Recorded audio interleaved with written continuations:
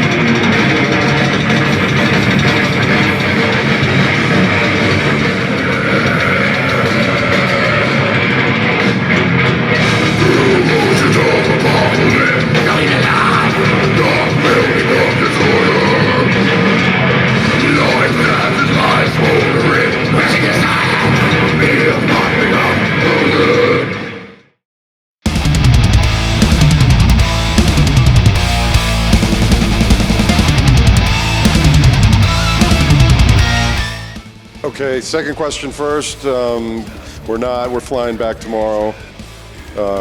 We only have a hotel for tonight, so just pretty much hanging out for the night and flying back tomorrow.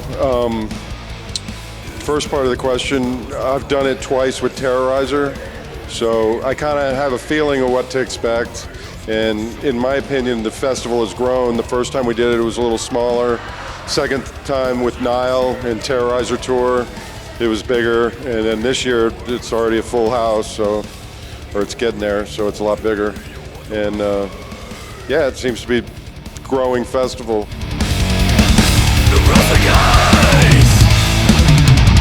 I'm glad that everything's coming back for sure, because it's, we've been off pretty much since January of 2020. It was our last show in New York.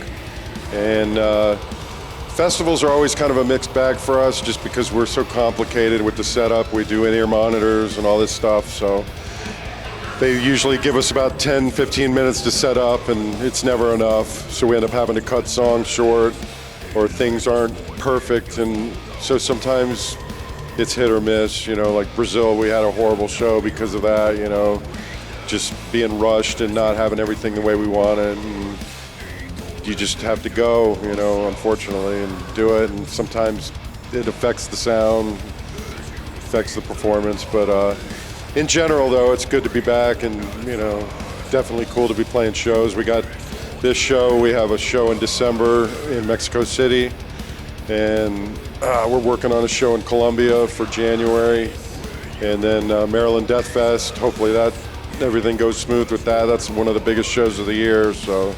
Next year, so. And then it's looking like the touring should start maybe September, and around that, Terrorizer's going out, and then Monstrosity will be right after that, most likely. That's the general plan. Yeah, usually, we have a booking agent in Poland. It's Vader's Management. They do a touring agency over there. They have a bus. Right now they're doing the Marduk tour that's happening, and they just did a Vader tour, and so they're back working. I think it's like 25% capacity over there, and when you go into the venue, I think wherever you stop and stand is where you have to stay, kind of thing for the whole show. Masks, all that stuff. So it's not back 100%, but it's back at least, Yeah. Kind of how we've been doing it is we start with the newer stuff and work our way back. And this show's a little shorter. We have a little less time, so it's kind of mixed up a little more. And we had to drop a couple songs, unfortunately, but it's kind of the greatest hits.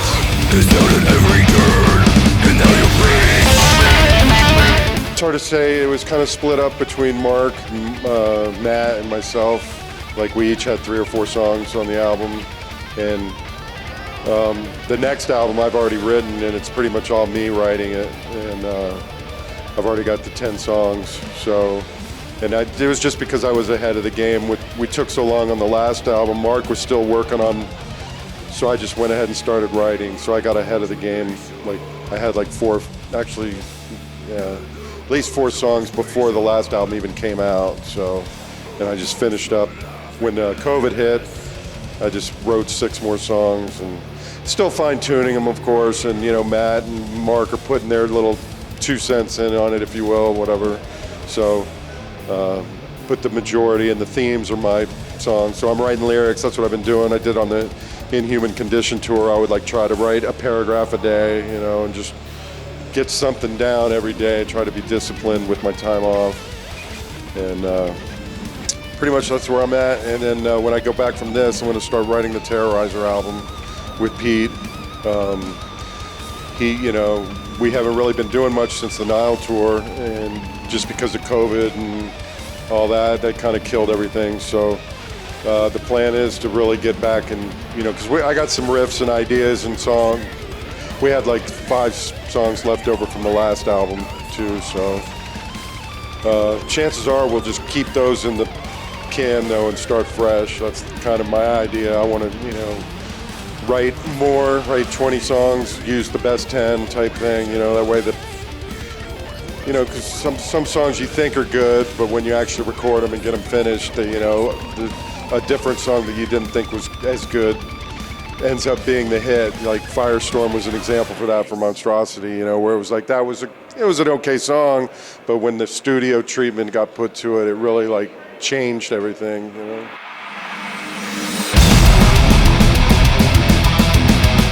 Hopefully sooner than later. I'm pretty much ready to go. I was supposed to have a meeting with our producer last a week and a half ago, but he got tied up and it didn't happen. But hopefully I'll know something sooner than later.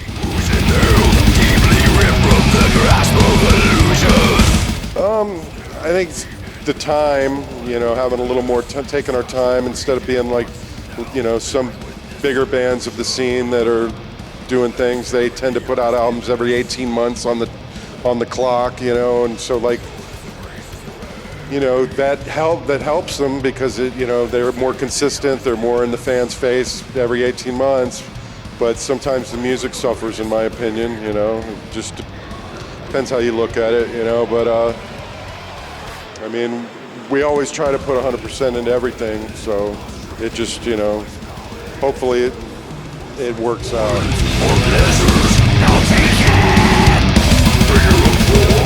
It's up to them, we really haven't, I don't know, Terry's busy with Obituary, so everything revolves around that as far as that band goes, I'm pretty sure. And it's Jeremy and Taylor's band and whatever they want to do, they want to use me, I'm here. And they said they kind of like it open, so we'll see what happens. I don't know, they used Rustin, I guess his name was? Yeah, Rustin. And he's a killer drummer. I don't know why they didn't use him for the tour, but for whatever reason they wanted me to do it. Yeah.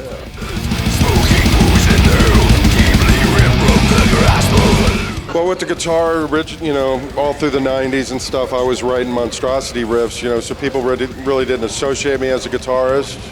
It wasn't until I did the Midnight stuff with the Crimson Glory singer stuff I did, and the Tardy Brothers project with John and Donald.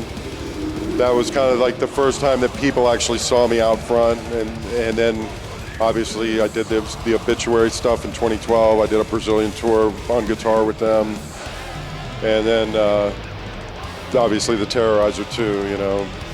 Now people see me as that. So some people only know me as a guitar player. It's funny, dude, I didn't even know you played drums. I used to, I would put out other bands and stuff, but a lot of times the money that would go into those bands would take away from my band, and it'd be kind of like a money loss type thing where I was throwing money into it.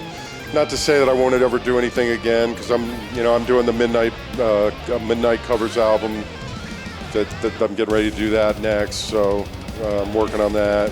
And then the Monstrosity, of course, So it's just kind of whatever I feel at the moment, But like I said, a lot of times with, young bands and new bands, a lot of that money just kind of goes, it gets expensive when you do all the promos and the advertising and the printing and stuff. And then when it doesn't sell, it's now you're stuck with 1,000 copies of this album, and it just, and the band breaks up or they're doing something, so whatever happens, So it's kind of, that makes it harder to do, but you know, I'm not ruling anything out, and you never know.